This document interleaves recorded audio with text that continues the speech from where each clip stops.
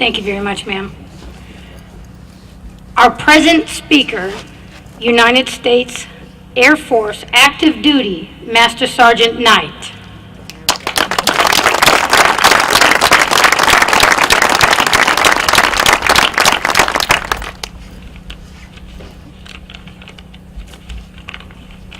Good afternoon. Esther McGowan Blake was the first woman in the United States Air Force.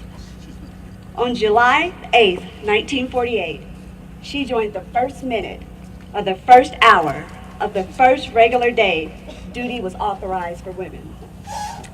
At its inception, the Women's Air Force, WAF, was limited to 4,000 enlisted women and 300 female officers. Through WAF's infancy stage, the women Air Force recruits were trained in matters such as makeup and etiquette lessons. Women were encouraged to fill many different roles, but were not trained as pilots. Women were encouraged to ground duties, most ending up in clerical and medical positions. During World War II, a select group of young women became pilots, pioneers, heroes, and role models.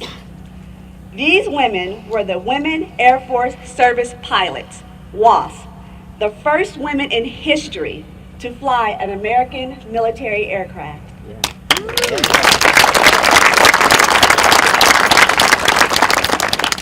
Moving forward 20 years, national concerns for civil rights and gender equality, including equal opportunity for wages and promotions, began to impact the armed forces.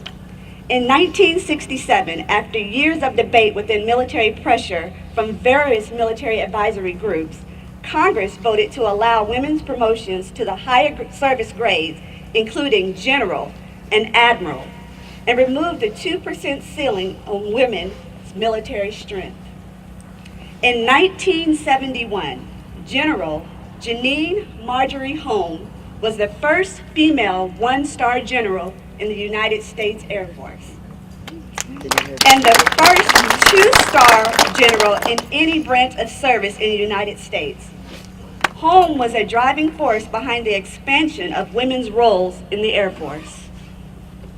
1973 saw the end of the selective service, the draft, meaning military recruiting practices were beginning to experience radical changes. In 1976, women were accepted into the military on much of the same basis as men. The separate status of WAF was abolished. In the same year, the United States Air Force Academy began accepting female candidates. The increasing roles of women in the Air Force showcased our many talents and enduring strength. Women were an invaluable part to the Air Force team and were serving equally to their brethren in many combat roles. Martha E. McSally was the first American woman to fly in combat since the 1991 lifting of the exclusion of women in combat. She flew an A-10 over Iraq and Kuwait in support of Operation Southern Watch. McSally is also the first woman to command a U.S. Air Force fighter squadron.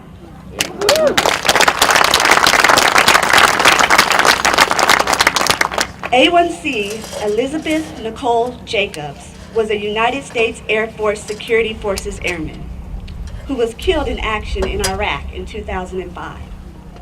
She was the first female airman killed in the line of duty in support of Operation Iraqi Freedom. The U.S. Air Force has established the Elizabeth N. Jacobson Award for Expeditionary Excellence, which is given to airmen for outstanding performance during a deployment.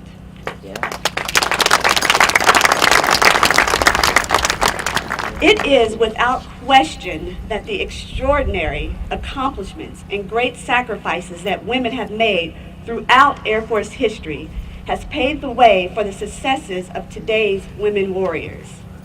Today, 81,000 enlisted women and 19 female officers serve in our nation's Air Force.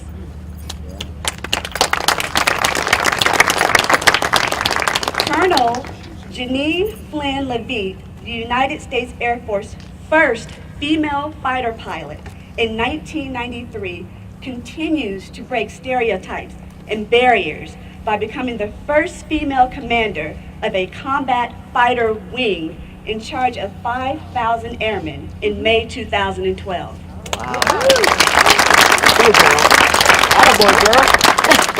In June of 2012, General Janet Wolfenbarger became the first female four-star general and assumed the top position of four-star general in the Air Force, and assumed the top position of major command responsible for technology, acquisitions, test, and sustainment of the service's current and future weapons system.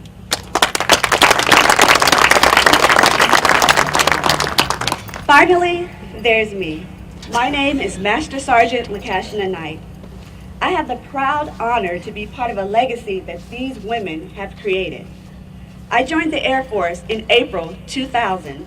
Since then, I have served at Elmendorf Air Force Base, where I managed the installation for the Ground Missile Defense Program. Fairchild Air Force Base, where I was a part of an incredible team that taught young men and women how to survive, escape, resist, and evade.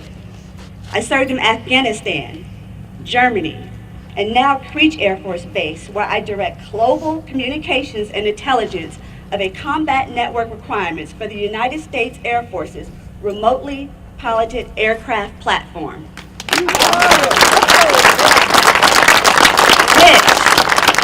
on October the 22nd, 2013, reached its 2 millionth hour of flight. Wow.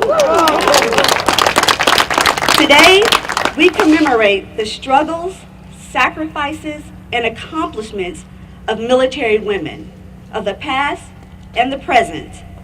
We also pass on a heritage and honor of serving to our future defenders.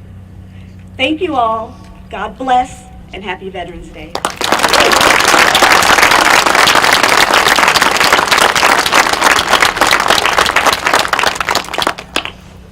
Guys didn't expect that, did you?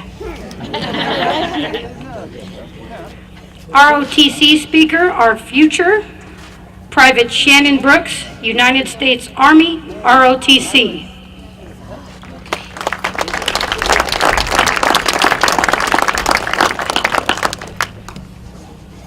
Maybe. Miss Shannon Brooks. Did somebody steal her? She was here earlier. Everybody check under your seat.